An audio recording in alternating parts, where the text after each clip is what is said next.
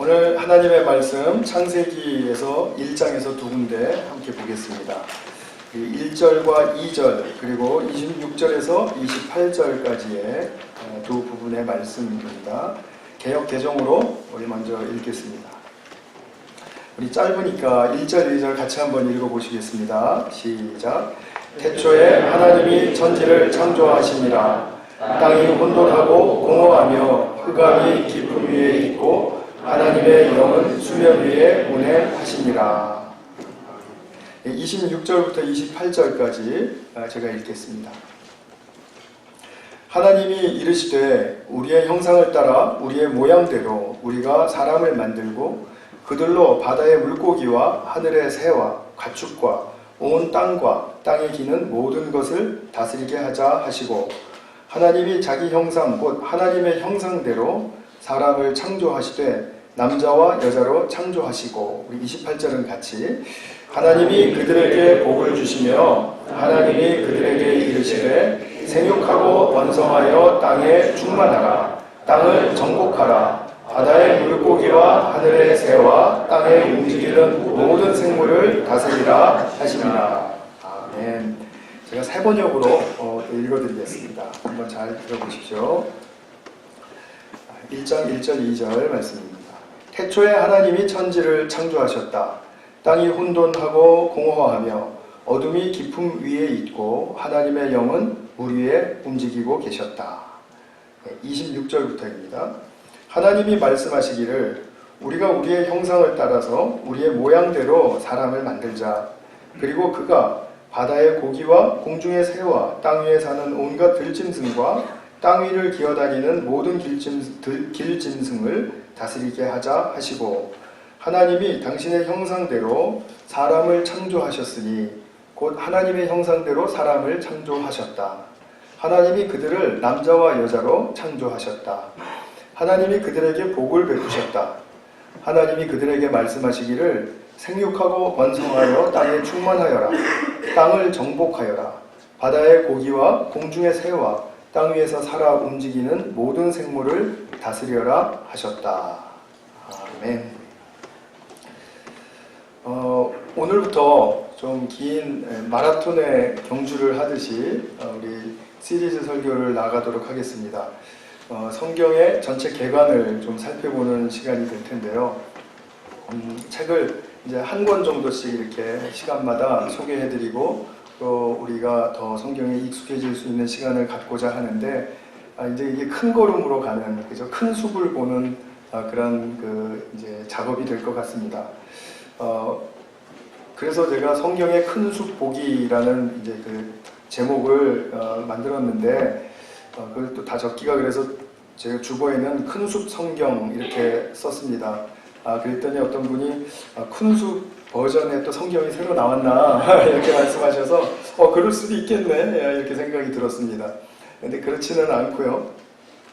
이제 성경을 큰 숲으로 보자라는 그런 뜻입니다. 그래서 오늘 이제 첫 번째 창세기를 이제 다루는 시간인데 창세기 같은 책은 워낙 크고 또 중요한 주제들이 많고 해서 이제 2시간에 나눠서 이렇게 하도록 하겠습니다. 큰 책들은 한 2시간 정도, 짧은 책들은 1시간 정도 이렇게 해서 이제 앞으로 한번 나아가 보겠습니다. 우리가 여행을 이제 낯선 곳으로 가시게 되면 그냥 무조건 도착하는 데서부터 그냥 보이는 대로 이렇게 구경하시고 그러시지 않죠. 먼저 지도도 이렇게 확보하시고 또 그 지역의 뭐 전통이라든지 또 볼거리라든지 뭐 먹거리라든지 또 문화라든지 이런 거 다 이렇게 살펴보고 그리고 주어진 시간 동안에 여기 이번엔 좀 이렇게 구경하면 좋겠다 이런 계획을 짜고 가시잖아요. 우리가 성경 66권으로 들어가실 때도 그런 거 그렇게 하시면 좋을 것 같아요. 그래서 우리 성경이란 책이 1500년에 걸쳐서 40명이라는 저자가 40여 명의 저자가 쓴 글을 집대성 해놓은 것이기 때문에 상당히 방대하죠. 그리고 우리가 이처럼 정말 큰 고서를 대하는 책이 없습니다. 우리가 책을 읽는다 그러면 뭐 1600년대 그 정도 될까요? 1500년대 될까요? 그때 쓰여진 책을 우리가 보는 것이 이제 굉장히 고서다 이렇게 생각을 하는데 이 책은 벌써 2000년이 넘는 책이지 않습니까? 그러니까 상당한 고서죠. 그런 고서를 그래도 성령께서 우리에게 도움을 주셔서 이렇게 대하고 이해하고 또 이 말씀을 따라갈 수 있다는 것은 참으로 큰 은혜가 아닐 수 없다라고 저는 그렇게 생각을 합니다.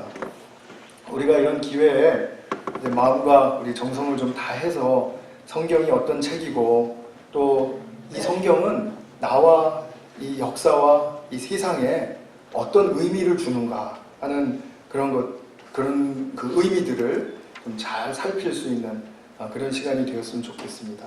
그래서 오늘 첫 번째 시간이니까 성경에 대한 이제 개관을 잠깐 말씀드리고 창세기로 넘어가겠습니다. 성경은 구약 39권, 신약 27권 이렇게 되어 있는데 이 숫자는 모르셔도 됩니다. 근데 구약이 과연 어떤 책이냐, 신약이 어떤 책이냐를 아는 게 중요하죠. 그리고 구약은 이 지금 구약, 옛 언약이라는 말의 준말이죠. 신약은 새 언약이라는 말의 준말이고요. 그러니까 이 무슨 약속을 하셨는데 그것이 옛날의 약속이로구나를 추측하실 수가 있죠.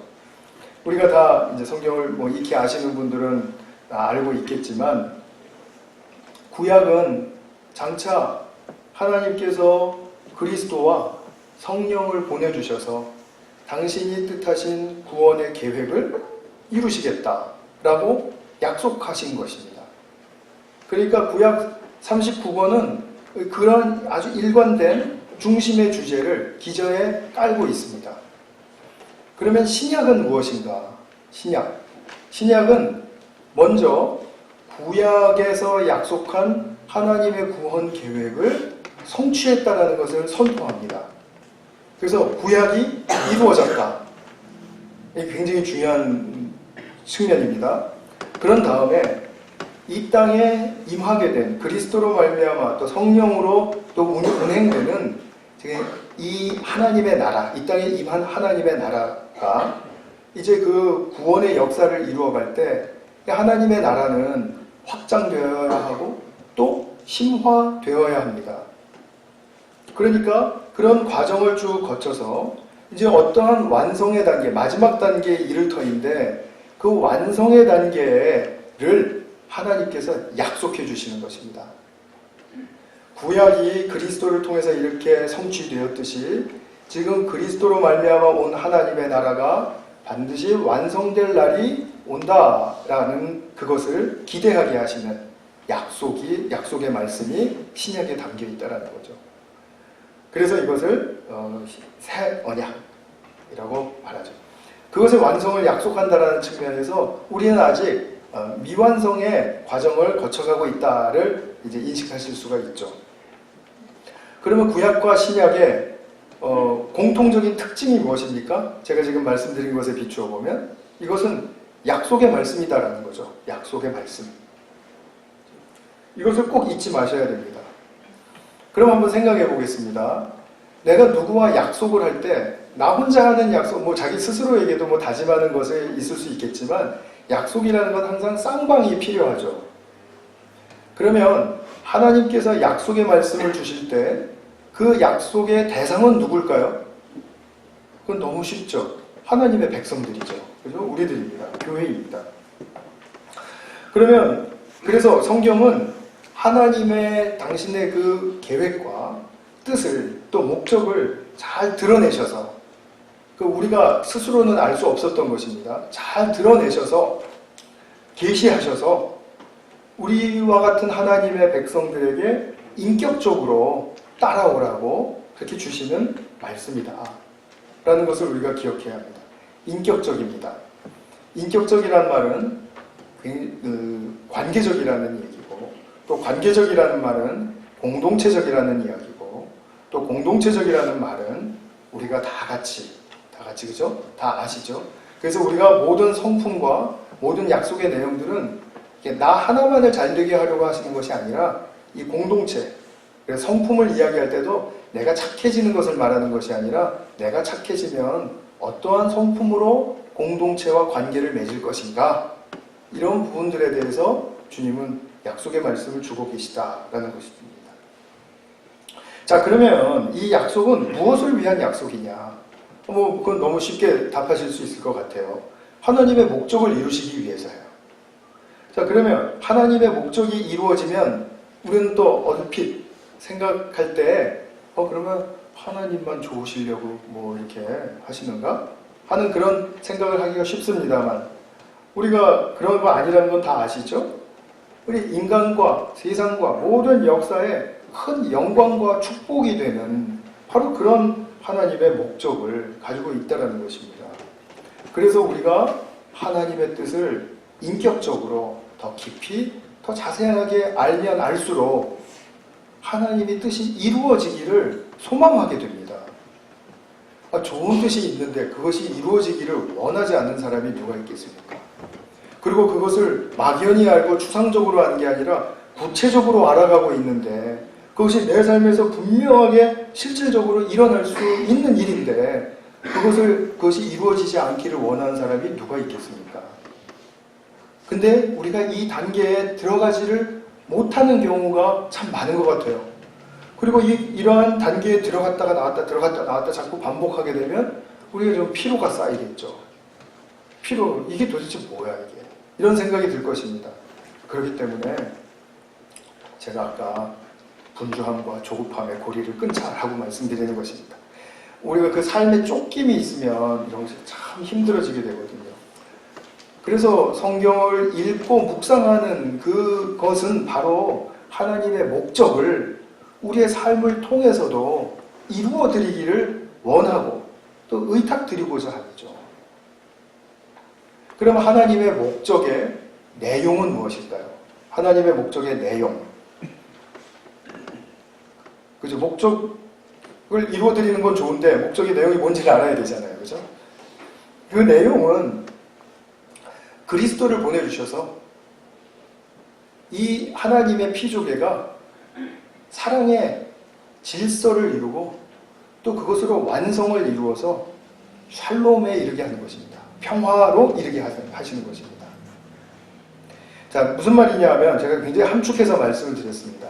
샬롬이라는 말부터 우리가 좀 정리를 하면 다 익히 아시듯이 샬롬이라는 것은 모든 관계가 온전하고 행복한 상태를 말해요. 모든 관계. 한 관계라도 어긋나 있으면 샬롬이 아닙니다. 엄격한 의미로. 그러니까 하나님과 사람 간에, 사람과 사람 간에, 하나님과 자연 간에, 또 사람과 자연 간에, 또 사람은 자기와 또 소명 간에, 또 자기와 또 자기, 그죠? 자신과의 그런 관계가 온전하고 아주 행복한 상태. 상상하실 수 있습니까? 굉장히 힘들죠, 그죠? 상상하기가 참 쉽지가 않습니다. 나는 그래. 그렇다고 한다고 해서 그렇게 행복해지는 게 아니죠. 그거 아닙니다. 내가 나에 대해서도 얼마나 온전하지 못하고 행복하지 못한 관계를 가지고 있습니까? 오늘 말이 자꾸 헛나오는데 양해해 주시길 바라요. 저도 왜 그런지는 잘 모르겠어요. 그런 날이 있는 것 같습니다. 그러니까 늘 자기를 자책하고 나는 뭔가 잘못됐나 봐. 나는 뭔가 좀 이상해. 나는 왜 이럴까? 이런 생각 들지 않으세요? 자기와 자기와의 관계가 편안하지 않죠? 물론 그런 부분들 없는 분들도 있을 겁니다. 소위 뻔뻔하다 이렇게 이야기를 하죠. 그러면 그런 분들은 사람들과 괜찮습니까? 항상 이게 텐션, 이렇게 밀당하고 하는 그런 관계가 온전하고 행복하십니까? 잠깐은 즐길 수 있겠죠. 재미로. 그러나 그렇게 가는 것은 굉장히 피곤한 삶이죠. 샬롬이 이루어지지 않았습니다. 근데 샬롬이 이루어지기 위해서는 우리가 생각하는 것보다 우리의 능력으로 안 된다는 것을 우리가 알아야 됩니다. 그래서 그리스도가 오셔야 하고 그분으로부터 사랑을 배워야 하고 그분의 사랑이 실현되어서 그 사랑의 질서를 이루고 그 사랑이 열매를 맺는 그런 온전함에 이르는 그런 방향으로 우리가 모두가 다 갈 수 있어야 된다는 거죠. 그것이 바로 부르심을 받은 그리스도인들의 여정이죠. 그래서 이 피조물에 하나님이 부어주신 모든 그 선한 잠재력, 하나님이 지으셨다면 이 피조물에는 모든 하나님의 선하심이 잠재되어 있습니다.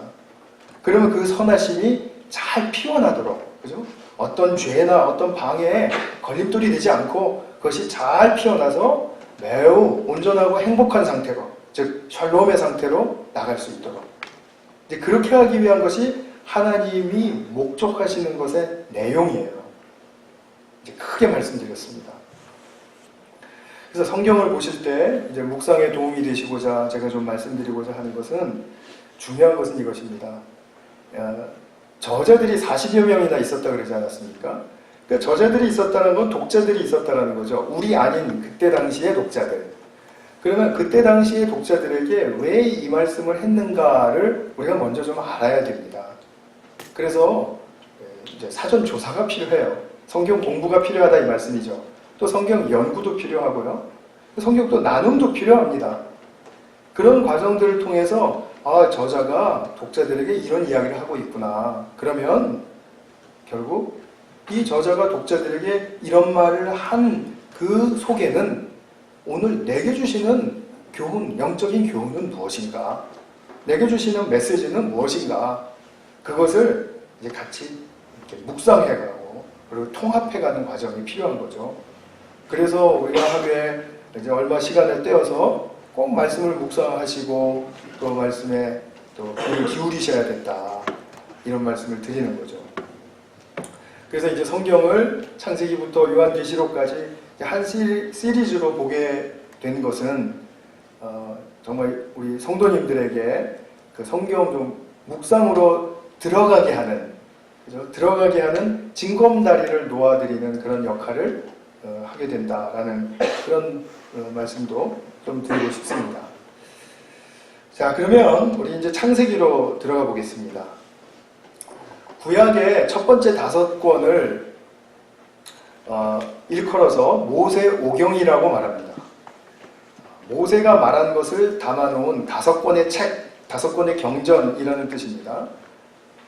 우리가 익숙하죠? 창세기, 출애굽기, 레위기, 민수기, 신명기. 어떤 학자는 또 여호수아까지 쳐서 모세 6경이라고 말하는 사람들도 있어요. 근데 그건 잘 받아들여지지 않습니다. 그러면 모세가 누구에게 말한 것이에요? 누구에게 설교한 것을 기록해 놓은 그런 책입니다. 그럼 모세가 살아생전에 누구와 함께 있었냐를 좀 생각해 보셔야 되겠죠. 모세는 언제적 사람입니까? 연대는 잘 모르셔도 출애굽 때 사람이죠. 그죠? 출애굽했다는 것은 애굽에 있는 이스라엘 백성들을 구원해냈다. 그죠? 그래서 출애굽시켜서 광야 생활 40년 같이 했고, 그리고 40년 후에는 가나안 땅으로 들어가는 그런 이제 과정을 거치게 되겠죠. 근데 모세는 가나안 땅으로 그 순간에 들어가지 못했습니다. 거기까지 모세가 할 수 있었던 자리였습니다. 그래서 모세가 출애굽해서 이제 나온 백성들이 이제 1세대는 거의 다 죽었습니다. 40년 동안에. 정말 극소수만 여호수아와 갈렙 이렇게 남았다라고 성경이 기록하고 있는데, 극소수만 남았고 나머지 거의 그 나온 숫자만큼 채워진 남자들만 60만 명에 해당하는 그 숫자에 해당하는 사람들은 그 광야에서 태어났거나 아니면 출애굽할 때 아주 어렸을 때 나온 2세대들이었습니다. 그러니까 이제 광야 2세대, 출애굽 2세대 이렇게 볼 수 있겠죠. 근데 출애굽 1세대는 우리가 뭐 성경 통해서 많이 보셨죠. 늘 불평이 많았어요. 원망이 많았어요. 탓하는 게 많았습니다. 항상 무슨 일을 하면 이거 누구 잘못인가. 그래서 결국 잘못했다고 들으면 모세가 인도해놨기 때문이다. 그래서 마지막 타겟은 항상 그 모세에게 이렇게 이제 쏘아대고 이런 일을 아주 비일비재 항상 해냈던 그런 참 끈질긴 1세대였습니다. 그러면은 2세대들이 자기 부모들을 이렇게 보면서 참 때에 따라서는 저래도 되는구나 이렇게 배움직한데 2세대들은 그러지 않았어요. 굉장히 우리가 부모처럼 살면 안 되겠다. 근데 부모처럼 살면 안 되겠다 그렇게 말을 해도 잘하면 부모처럼 하고 있잖아요. 근데 그게 아니고 이 2세대들은 정말 믿음으로 충천했습니다. 그래서 믿음이 좋은 세대였었어요. 그래서 여호수아에 보면은 그 믿음의 2세대들이 가나안 땅에 들어가서 활동하고 할 때 이 백성들에 대한 믿음에 대한 질책이나 어떤 비판이 없습니다. 거의 없습니다.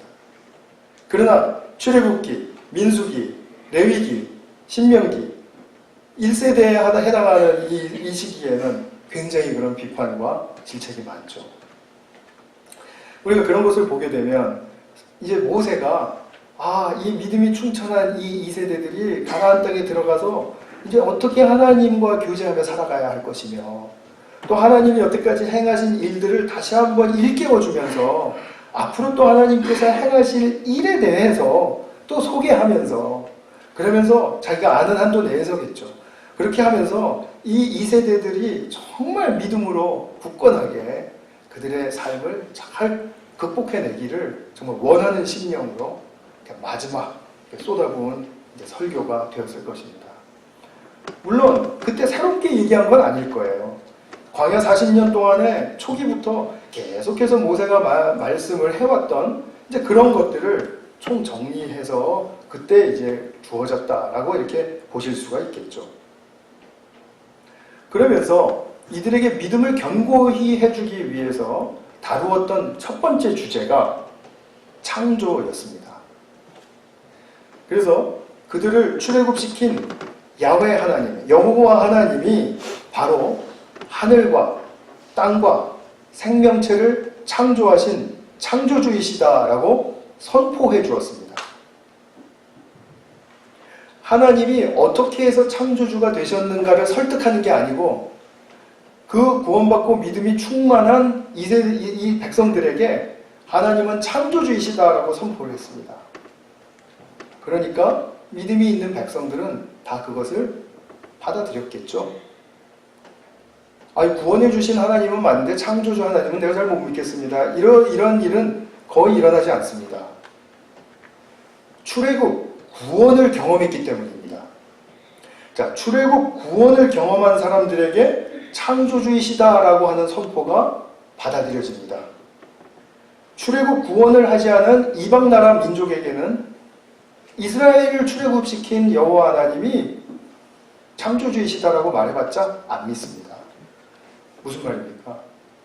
창조주 하나님이심을 믿는 믿음은 우리가 구원받고 성령 받은 사람들이 믿고 선포할 수 있는 내용이라는 것이죠. 이걸 어떻게 과학적으로 증명을 해내겠습니까? 하나님이 창조주이신 것을 누가 증명해낼 수 있겠습니까? 있다라고 생각하시는 분들 없죠? 혹시라도 있으시면 찾아보세요. 그런 분들이 누가 있나? 없습니다. 있을 수가 없죠. 그러니까 하나님의 창조주 되심은 우리가 아무리 머리로도 느낌으로도 추측으로도 이것은 잘 알 수 있는 것이 아닙니다. 그런데 우리가 한 가지 좀 짚고 넘어가야 할 것은 우리가 우리를 구원하신 야훼 하나님, 여호와 하나님이 우리의 창조주이시다라고 믿는 그 믿음은 그냥 세상에서 안 믿는 사람들이 조물주가 지었겠죠. 설마 아메바가 이렇게 진화해서 사람이 됐겠어요? 이런 것을 믿을 수 없는 사람이 믿지 않는 사람들 가운데서도 있을 수 있거든요. 그러니까 이 사람들이 말하는 그런 조물주라는 내용과 우리가 성경을 보고 창조주이심을 아는 그 창조주 하나님과 같은 존재일까요? 말은 조물주, 창조주 똑같습니다. 그러나 우리는 다른 인식의 세계, 다른 차원의 세계를 지금 갖고 창조주 하나님을 고백하는 것이죠. 그냥 조물주 하나님이 있겠지 하는 그런 어떤 막연한 그런 그 고백은 아닐 것이라는 것입니다. 저희 아버님이 예수님 믿기 전에도 항상 조물주 얘기를 많이 하셨어요. 그래서 제가 잘 압니다. 아버지가 조물주에 대한 어떤 개념을 가지고 계셨는지. 그 개념은 아니거든요.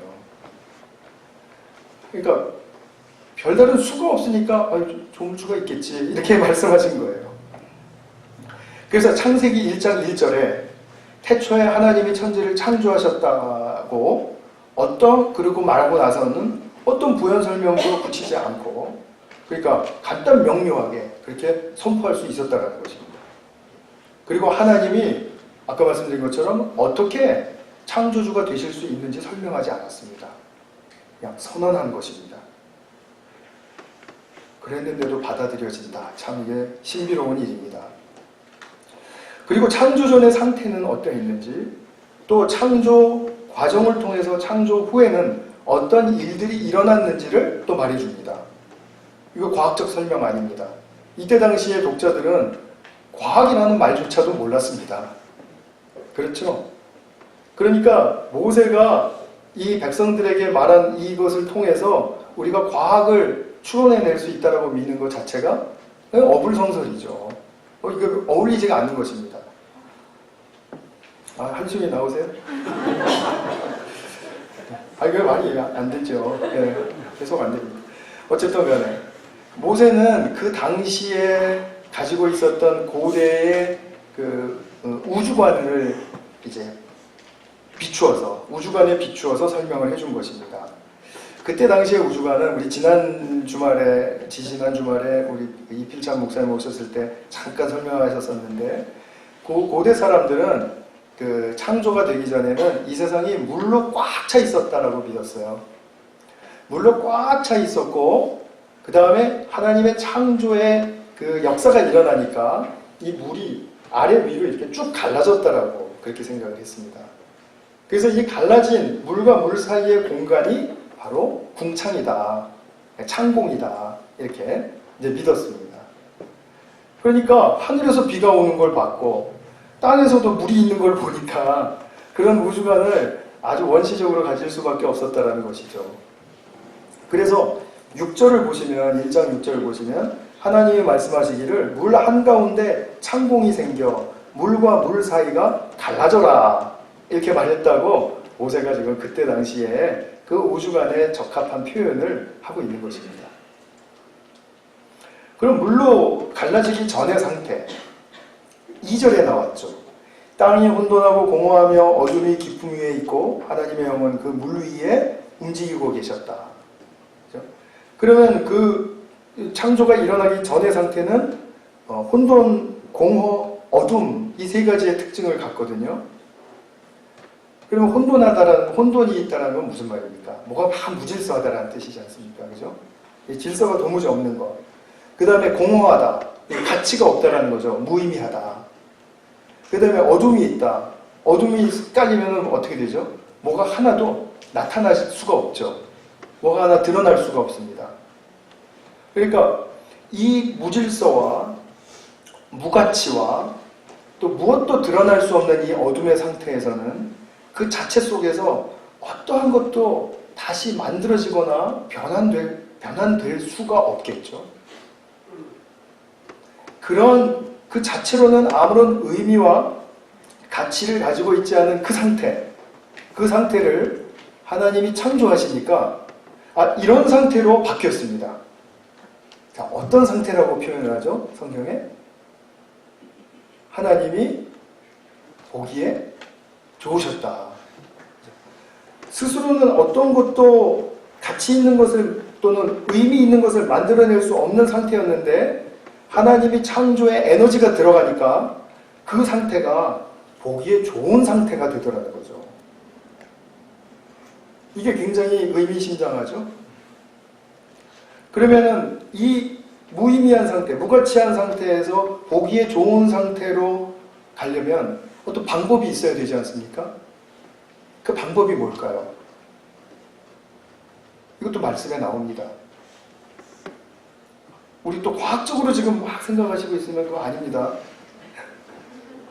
하나님이 뭐 하셨다? 하나님이 말씀하셨다. 하나님이 말씀하시니까 에너지가 신비로운 역사죠. 근데 이거 결코 신비로운 것만 아닙니다. 우리에게서도 일어난 일이니까 제가 좀 이따 설명을 드리겠습니다. 이것은 말씀하시는데 그 말씀이 어떤 속성인지를 알면 쉽게 풀이가 될 수 있습니다. 말씀이 과연 어떤 특징과 어떠한 속성을 가지고 있길래 하나님이 말씀하시니까 무의미하고 무가치한 것이 보시기에 좋은 것이 되느냐. 이게 어떤 속성이 있으니까 그럴까요? 하나님의 선하심과 아름다움과 즉 사랑의 속성이 있기 때문에 에너지가 들어갈 수 있었던 것입니다. 쉬운 예로 제가 말씀드리면, 이건 실험을 할 수가 없는 것인데, 아이가 둘이 있다고 할 때 한 아이는 무조건적으로 사랑해주고 지원해주고 그리고 도와주고 섬겨줘요. 한 아이는 그런 사랑을 완전히 딱 끊고 길러요. 그러면 어떻게 될까요? 사랑을 받은 아이는 창조성을 갖게 되고 자신의 삶의 활력을 얻게 됩니다. 사랑과 후원을 받으면 그렇게 됩니다. 그런데 사랑을 받지 못하고 무시당하거나 외면당하거나 이렇게 되면 그 사람의 삶은 굉장히 무기력해집니다. 힘을 갖추질 못합니다. 근데 이 힘을 갖추지 못할 때 인간은, 이 힘을 갖추지 못할 때 인간은 그게 자기의 정상적인 상태가 아니라고 보기 때문에 분노가 생기는 것입니다. 그래서 사랑받지 못하면 무기력하고, 무기력하면 분노가 생기고, 그래서 화내는 것으로 자기가 힘이 있다는 것을 불필요하게 과시하게 되는 거예요. 근데 그 불필요하게 과시하게 되는 그 힘은 자기 힘이 있을 동안만이에요. 그렇지 않습니까? 그러나 사랑을 받은 존재는 또 자기가 어떤 사람을 만나지 그런 사랑을 또 줍니다. 줄 수 있기 때문에 그 사랑을 받는 대상은 또 생명의 활력을 얻고 또 그렇게 자신의 창조성을 가지고 삶을 살아가게 돼요. 이것은 계속해서 대물림해서 갈 수 있고 또 확장될 수 있는 문제이죠. 그래서 지금 하나님께서 말씀하셨다. 그리고 그렇게 그대로 되었다. 라는 이 반복되는 창세기 1장에서의 이 표현은 아주 우리에게 창조의 역사에 있어서 아주 본질적인 그런 방법도 가르쳐 주시는 것이고, 그리고 그 속성도 가르쳐 주시는 것이죠. 방법은 사랑의 방법, 말씀의 방법, 그리고 속성은 사랑의 속성. 그러니까 우리가 창조를 가능케 하시는 그 에너지를 공급하는 그 말씀은 바로 사랑의 특징과 속성을 가지고 있다라는 것을 기억할 필요가 있겠죠. 이 진리는 창세기부터 계시록까지 일관성 있게 나아갑니다. 아마 이것을 놓치고 계셨다면 성경을 이해하기가 쉽지 않으셨을 거예요.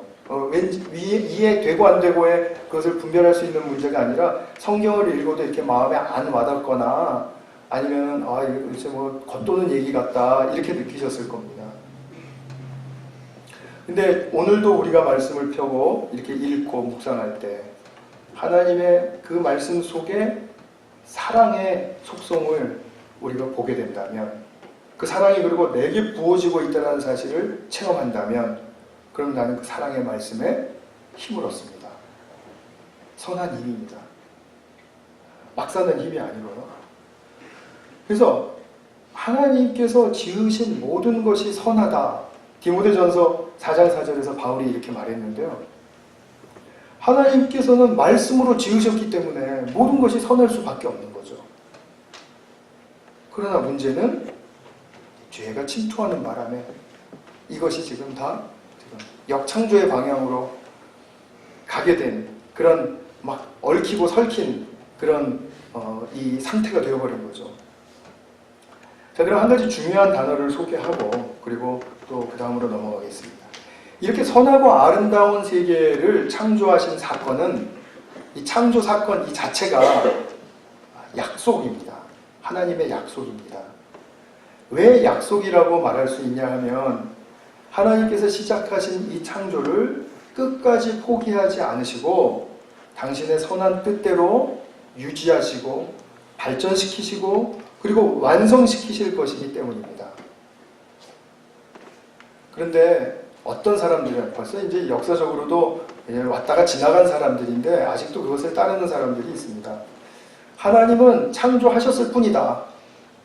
그리고 인간이 자기의 힘을 개발하면서 자기의 길대로 알아서 살아가는 것이다. 그렇게 믿는 이신론적인 입장을 갖는 사람들이 있습니다. 제가 적지는 않았지만 참고로 들어주시면 됩니다. 그런 사람들은 성경을 볼 수가 없겠죠. 성경을 인격적인 말씀으로 도무지 도와지지가 않을 것입니다. 그래서 창조 자체가 하나의 약속이기 때문에, 끝까지 완성시키실 거라는 약속이기 때문에, 그리고 이 창조라는 것은 사건이잖아요. 행위죠, 행위. 하나님의 행위라고 보기 때문에 이것을 행위 언약이라고 말합니다. 행위 언약이라는 말 잘 기억하시면은 또 뒤에 가서 호세아서를 공부하실 때 이때도 또 도움이 되실 것이라고 저는 믿습니다. 정말 그래서 이 행위 언약이 바로 창조의 사건이었다, 이런 것이죠. 그러나 하나님이 인간을 창조하시고 또 우리가 타락한 것에 대해서 좀 말씀을 나누고 오늘 마무리를 짓도록 하겠습니다. 하나님은 인간을 아주 특별한 의미 있는 존재로 만드셨을 것이 분명해 보입니다. 왜냐하면 특별히 사람에게만 우리의 형상을 따라서 우리의 모양대로 만들자고 하셨거든요. 26절에 그렇게 나와 있는 말씀이죠. 즉 인간을 지으실 때는 하나님께서 우리가 이 창조의 선한 기능들을 잘 받아들이고 그리고 그것을 활용하면서 살아갈 수 있도록 만드셨다는 거죠. 근데 그 하나님이 이제 특징이 뭐냐면 하나님 말씀하시는 거지 않습니까? 하나님 말씀하시고 그 말씀의 속성은 선한 사랑의 창조의 능력인데, 인간에게도 하나님의 형상으로 하나님의 모양대로 만드시니까 사람도 말을 할 줄 알게 되고 사람의 말에도 사랑의 속성을 담을 줄 알게 되고, 그리고 사랑을 담은 말을 하게 되니까 또 창조적인 일들이 우리 가운데서 제한적이지만 일어나게 된다 이 말이죠. 한 아이의 그 창조성을 가진 존재로서 자라게 하는데 부모의 사랑이 그래서 그토록 중요한 것이지 않습니까? 그래서 이 사랑으로 말미암은 창조성을 발휘할 수 있도록 하나님의 형상대로 지으신 것이 분명합니다. 이런 특징을 가진 사람은 하나님의 다스림을 대행할 수 있다라고 그렇게 말씀하시고 그 대리권을 위임해 주셨어요. 그것이 바로 28절의 말씀이죠. 하나님께서 복을 주셨다. 그들에게 복을 베푸셨다. 하나님은 그들에게 말씀하시기를 생육하고 번성하고 충만하고 또 땅을 정복하고 또 생명체를 다스리라. 이렇게 말씀하셨어요. 그러니까 그 하나님의 통치권인데 우리에게 위임해 주신 거죠. 그래서 우리가 그 위임을 받고, 위임을 받은 것만으로는 우리에게 힘이 없으니까 하나님이 복을 주신 겁니다. 이 생명에 힘을 주신 겁니다. 이 복은 바로 생명력 자체를 말합니다. 그러니까 이 복을 받고 생육하고 번성하고 이렇게 할 수 있죠. 충만해질 수 있죠. 그래서 오늘날 이렇게 몇십억의 인구가 된 것이죠. 그 다음에 우리가 또 많은 자연과 또 환경들을 다스리죠. 잘못 다스려서 문제지만 하여튼 다스리고 있습니다. 이것이 바로 하나님께서 태초에 복을 주셨기 때문에, 그죠? 복을 주시면서 위임하셨기 때문에 우리가 지금 이러한 삶을 그래도 살고 있는 거죠. 그러니까 이 복은 내가 뭐 따로 받을 엑스트라 복이 아니라 내가 지금 이렇게 삶을 살아가고 있는 이 자체, 내 삶 속에서 소명을 감당하고 사람들을 사랑하고 그리고 또 사회와 또 나라를 섬기고 이렇게 섬기면서 살아가는 이 자체에 힘이 있다라는 이 자체가 내가 지금 복이 있는 상태라는 거죠. 근데 그것을 육신적으로만 복이 있지 않고 하나님의 선한 창조의 기능대로 나아갈 때 영적으로 그것이 축복이 된다라고 또 말할 수 있다는 거죠.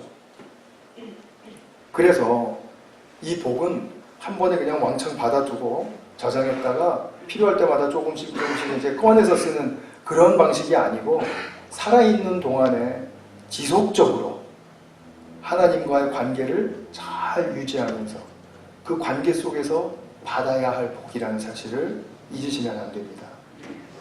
그래서 사람은 하나님과의 매우 친밀한 교제가 그토록 필요한 것입니다. 그러지 않으면 우리가 살아갈 그 복을, 생명의 힘을 얻지 못하기 때문에. 그래서 하나님의 친밀한 교제 가운데서, 교제 관계 속에서 그 사랑의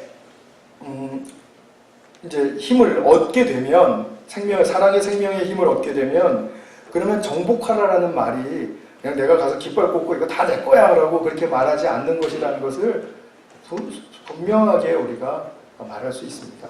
그게 아니라는 거죠. 땅을 잘 기경하고 딸을 옥토로 만들어주고 그리고 땅이 제 기능을 잘 할 수 있도록 돌봐주는 것을 이야기하는 거죠. 모든 생명체를 다스리라. 그것도 내가 그 위에 군림하라는 게 아니라 그들이 잘 자신들의 그 생태계를 유지하고, 그리고 정말 환경보호에서 말하는 것과 같은 거죠. 그리고 동물들, 또 멸종위기에 있는 것들, 이런 것들 사라지지 않도록 잘 특별한 관심을 가지고 잘 길러주고 이렇게 하라는 거죠. 그것이 바로 다스림입니다. 이 다스림은 예수님께서 우리를 다스리신 것을 보면 아실 수가 있을 겁니다. 예수님은 우리를 어떻게 다스리셨죠? 사랑으로. 또 발 씻어 주심으로 우리를 다스리셨죠. 우리를 섬기셨다 이 말입니다. 그러니까 다스림은 사랑으로 말미암은 진정한 섬김이다. 이렇게 말씀하실 수 있겠죠. 그런데 아담과 하와가 이제 하나님의 친밀성을 깨버렸기 때문에, 다 아시는 것처럼 선악을 알게 하는 나무의 열매를 먹어서 금기사항을 지키지 않아서, 그래서 뱀과 거짓과 유혹에 넘어가 버리니까 하나님과의 친밀성이 깨져버린 거죠. 하나님의 친밀성이 깨지니까 즉각 이 아담과 하와에게 두려움과 수치심이 일어났습니다. 사람은 무언가 잘 모를 때, 잘 못할 때, 자신 없을 때, 그리고 내가 뭔가 잘못했을 때 두려움과 수치심을 갖습니다. 이 말은 아담과 하와가 잘못했다는 것입니다. 선악을 알게 하는 나무의 열매를 지어가지고 그것을 먹게 하신 하나님이 잘못이 아니고 아담과 하와가 잘못했다는 것을 지금 반영해주는 말씀이죠. 그래서 하나님으로부터 멀어졌습니다. 근데 하나님은 계속해서 아담과 하와를 따라다니시죠. 정말 하나님다워 보이지 않을 정도로 그렇게 아담과 하와를 따라다니십니다. 그러면서도 이제 이미 깨진 이 관계는 계속해서 회복되어야 하는 이제 그런 과정을 거치게 된 것입니다. 이 친밀함의 깨짐이 아담과 하와 이후로 우리 모든 인간에게 일어나는 것입니다. 이것을 타락이라고 말합니다. 인간이 스스로 하나님께로 돌아갈 수 없다라는 것이 바로 타락의 증거입니다. 그래서 우리는 그리스도가 오셔야 하고 성경 말씀을 읽어서 그것으로 자꾸 도전받고 처음에는 안 받아들여지다가도 그것이 믿어지고 그 다음에 내 삶이 하나님에 대해서 올바른 자세를 갖게 되면서, 그러면서 내가 그것을 하나님과의 관계를 더욱더 회복해가는 그런 과정을 거치게 되는 거죠. 그런데 이제 창세기 3장 이후로 4장에서는 가인의 제사와 또 그에 따르는 살인, 그 이야기 아시죠? 6장부터 9장까지는 그 인간이 총체적으로 비윤리적인 행태로 완전히 타락해버려가지고, 그래서 하나님과 완전히 집단 자체가 멀어지게 되고, 그 다음에 11장에서는 바벨탑을 짓는 그런 사람의 의도가 아주 하나님께 좋지 않게 보였죠. 바벨탑을 짓는 그 사람의 의도를 하나님께서 가장 절정으로 싫어하셨습니다. 왜냐하면 자기 능력을 쌓아서 하늘에 닿게 하자, 내 이름을 날리자, 하나님을 찾고 의지하기보다는 자기를 과시하고 교만한데 혈안이 되었기 때문입니다. 하나님은 이런 사람이 당신에게로 돌아올 수 없다라는 그런 위기감을 느끼시지 않나 싶습니다. 그냥 제 생각입니다. 어디 가서 이런 말씀을 하시지 마세요. 그러니까 하나님께서 서둘러서 그들의 말을 흩어버리셨습니다. 서로 통하지 않게. 이 교만이 집단화되면 이게 무섭거든요. 그러니까 차라리 개인적인 차원으로 남아라. 아마 이런 의도가 아니셨을까요?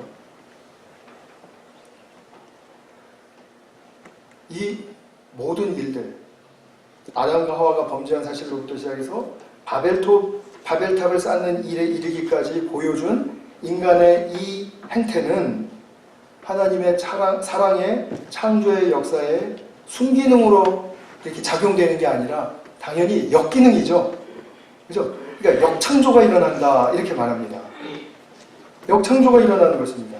그것이 바로 아담과 하와로부터 이렇게 우리에게서부터 일어났던, 그로부터 일어난 것이 우리에게도 일어났던, 그런 어떤 이 역기능 때문에 계속해서 더 무질서하게 만들고, 그리고 더 무의미하게 만들고, 공허하게 만들고, 그리고 무언가 선한 것들이 나타나지 못하게 만드는 그 오늘날의 우리 현실이 바로 그런 것이죠. 오늘날 우리가 점점 질서와 의미와 선한 것이 드러나는 방향으로 가는 것도 있지만 그렇지 못한 부분이 얼마나 많이 있습니까? 역창조라는 말씀이죠. 이것은 28절에서 우리에게 복을 주셨고 그 다음에 그것을 정복하고 다스리게 하는 그런 그 사람의 소명을 버렸기 때문입니다. 그것의 그 진정한 의미를 잃어버렸고 그것을 왜곡시켰기 때문입니다. 그래서 사람에게 맡기신 이 피조개가 윤기가 흐르고 활동력이 강해지고 그리고 순기능을 발휘해서 아름다운 사랑의 열매를 맺게 하고 하기보다는 오히려 잿빛으로 채색을 시키고 그리고 역기능으로 달려가게 만드는, 그래서 단절과 경쟁과 싸움과 그리고 또 파괴가 다양한 차원과 다양한 모양으로 나타나게 되는, 부인할 수 없는 우리의 현실을 보게 된 것이죠. 이것이 우리의 오늘날 지구촌의 모습이라고 볼 수 있지 않겠습니까? 뭔가 하다가 순기능적으로 가는 것 같아도 불안해서 그 다음날 뉴스를 듣기가 참 힘들어요. 또 무슨 일이 일어날까? 우리가 그토록 지금 불안해하고 있지 않습니까? 그러나 하나님은 시작하신 창조를 포기하지 않으신다고 성경은 우리에게 확고하게 말씀하고 계십니다. 그러니까 오직 하나님께만 소망이 있다는 말이 바로 여기에 있는 거죠. 앞서 말씀드린 창조가 완성되기까지 이루어져야 한다는 그 마스터 플랜, 원대하신 계획이 성경에 펼쳐져 있고, 그리고 그 계획을 결코 포기하지 않으신다. 즉 하나님이 행하신 창조라는 언약에 대해서 끝까지 책임지신다. 신실하시다. 그 성품을 이렇게 말하는 거죠. 그래서 하나님은 신실하시다라는 것은 그분이 약속을 끝까지 지키시고 이루신다라는 그 성품을 이야기하는 것입니다. 착하시고 뭐 이런 걸 얘기하는 게 아니고요. 그래서 제가 말씀을 맺으면서 우리가 과연 내가 하나님의 창조된 사람으로서 내 인생의 어떤 측면에서 나는 올바르게 정복하고 올바르게 다스리고 행하고 있는지 우리가 성찰해 보셔야 되겠죠? 말씀을 통해서. 역창조로 가고 있으면 안 됩니다. 순기능의 창조로 들어가셔야 됩니다. 그래서 그것은 오직 말씀에서만 우리가 확인할 수 있습니다. 제일 잘 확인할 수 있습니다. 물론 우리의 양심도 그것을 말해줄 수 있고 또 세상에서 어떤 하나님의 일반 은총에 해당하는 것들도 우리에게 일깨워줄 수 있습니다. 그것은 미약합니다. 그러니까 성경에서 우리에게 정확하고 선명하게 말해주는 그런 우리가 어떠한 창조의 과정에, 사역의 과정에 동참하고 있는가를 보게 해주는 것은 말씀뿐이다 라고 이제 말을 하게 되는 거죠. 그리고 나의 가족과 공동체와 또 우리 사회와 국가, 세상이 또 우리의 소명의 영역이 또 그 안에서 우리가 좀 이게 피조의 생명을 돌보는 그 올바른 사랑의 태도가 좀 회복되려면 창조를 가능케 하신 사랑의 능력의 말씀에 우리도 또한 붙들려야 된다. 이런 말씀을 권면으로 드리면서 말씀을 맺겠습니다. 이것이 잘 회복되는 우리 모든 성도님들 되시기를 축원합니다. 우리 같이 한번 기도하겠습니다.